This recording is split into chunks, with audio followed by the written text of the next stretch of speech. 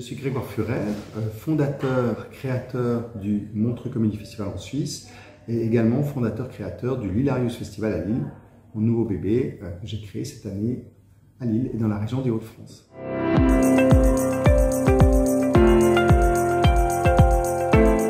Un peu pour toutes ces raisons-là à la fois, moi je rêvais de créer un festival en France et c'est vrai que le public de Lille est réputé parmi les humoristes pour être un public chaleureux, un public généreux, un public curieux.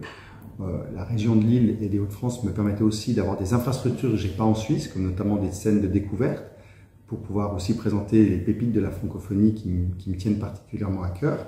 Et bien sûr que la situation géopolitique de Lille m'intéresse au plus haut point, avec la proximité de la Belgique, un public aussi très fan d'humour, des humoristes belges très intéressants, et puis l'Angleterre de l'autre côté, ou même les pays anglo-saxons, plus globalement, qui sont évidemment des terres d'humour.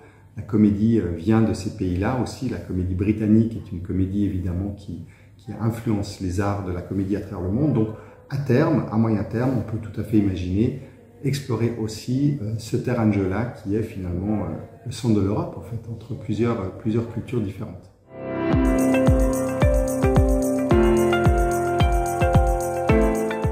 Alors je pense que l'humour a la place qu'il mérite dans la mesure où l'humour prend la place qu'il peut prendre. C'est-à-dire que, comme dans tous les genres et dans tous les arts, personne ne va forcément donner la place à un art plutôt qu'à un autre. C'est à l'art lui-même de se positionner et de prendre cette place.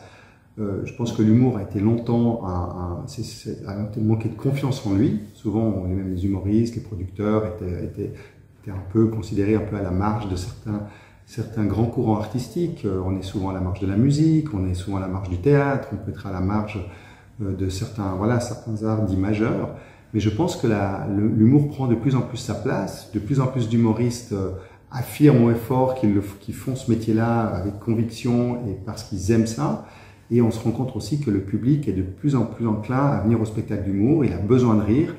Et les crises qu'on vient de vivre ces dernières années, que ce soit le Covid ou d'autres crises, le terrorisme, voilà, toutes ces choses finalement qui ont plombé les années qui viennent de se passer et malheureusement on connaîtra encore d'autres crises dans le futur. On se rend compte qu'on a de plus en plus besoin de rire pour décompresser et puis finalement traverser ces moments qui sont difficiles.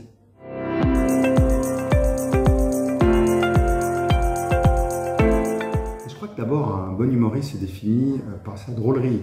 D'abord on est drôle ou on n'est pas drôle.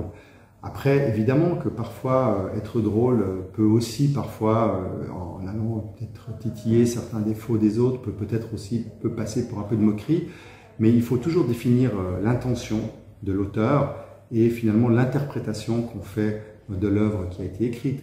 La plupart des humoristes que je connais, l'immense majorité, voire la quasi-totalité des humoristes, ont une activité bienveillante, une volonté bienveillante, une intention bienveillante. Ils font de l'humour, finalement, ce sont des observateurs de la société, ils mettent une loupe sur nos travers et ils prennent du recul par rapport à la réalité et amènent de la drôlerie dans cette observation. Malheureusement, aujourd'hui, on a souvent une interprétation qui est erronée de l'intention de l'auteur et c'est ça dans lequel il faut faire attention, c'est d'éviter de vouloir donner des portées à des choses qui à la base étaient totalement neutres et qui avaient juste comme objet de faire rire sur le moment.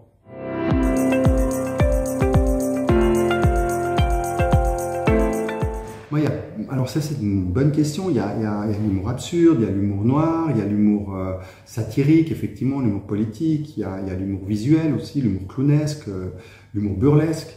Donc effectivement, l'humour, c'est là aussi qui démontre la complexité de l'humour, c'est qu'il n'y a pas un humour, comme il n'y a pas un public, il y a des publics, des humours, des humoristes, et c'est ça qui fait la richesse de l'humour et qui parfois aussi rend l'humour difficilement qualifiable, ou difficilement...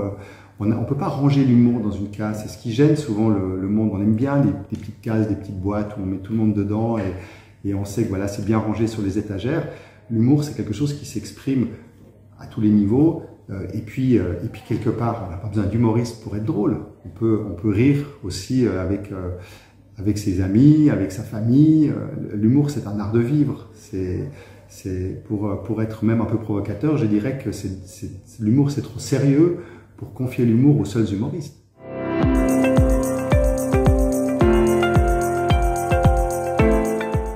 Alors, dans le cadre du Festival d'Hilarius, on a créé la Learning Expédition avec les Hauts-de-France.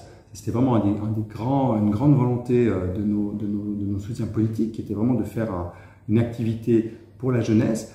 Je crois que le meilleur conseil qu'on peut donner aux jeunes et qu'on a essayé de donner pendant le festival, c'est de leur montrer que l'humour, c'est un métier. Donc déjà, ce qui dit un métier, c'est que c'est possible d'en vivre, ce qui est déjà une bonne information quand on a envie de faire de l'humour, mais que comme tous les métiers, il faut passer par des étapes. Il faut passer par un apprentissage, il faut passer par une formation.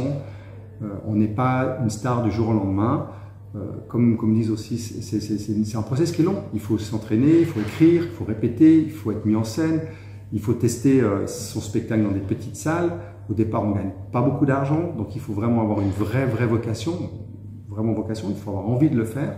Et puis, c'est avec le temps que petit à petit, on trouve son humour. On dit que chaque être humain a son clown. Chaque être humain est capable de trouver ce qui est drôle en lui, qui peut partir d'une fêlure, qui peut partir d'une faiblesse, qui peut partir d'une colère, qui peut partir d'une envie, qui peut partir de plusieurs sentiments et qui sont simplement transcendés par l'humour. Et ça, il faut expliquer aux jeunes que si on veut faire ce métier, si on veut en faire une carrière, il faut être unique, il faut être singulier, il faut avoir quelque chose à raconter, quelque chose à dire, et que là, on ne l'a pas en fait. Et peut-être que c'est ça aussi qu'il faut leur expliquer. C'est possible, mais c'est un métier, c'est difficile, il faut être tenace, mais c'est possible.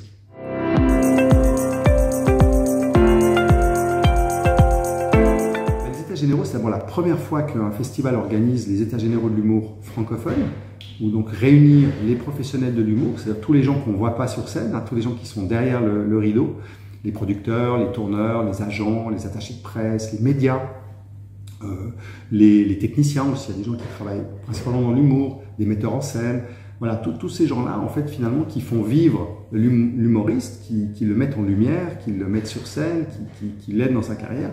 Tous ces gens-là, en fait, comme tous les professions, on a aujourd'hui, en tant que professionnel de l'humour, ou patron de festival, par exemple, on a des enjeux communs, on a des défis à relever ensemble. Et ces défis-là, on sera bien plus fort si on les relève ensemble qu'individuellement. Donc c'est ça l'idée des États généraux de l'humour, c'est de réunir la profession à Lille. Donc en plus, ça nous permet aussi de mettre un vrai coup de projecteur sur la ville et sa région. Beaucoup de gens, par exemple, qui sont venus aux États généraux de l'humour à l'Hilarius ne connaissaient pas Lille, ou très mal. J'ai vu des gens qui sont montés de Marseille, par exemple, qui sont producteurs dans le sud de la France et qui ont découvert Lille et qui ont apprécié Lille. Donc c'est sûr que ces États généraux mettent aussi en avant la destination Lille et sa région.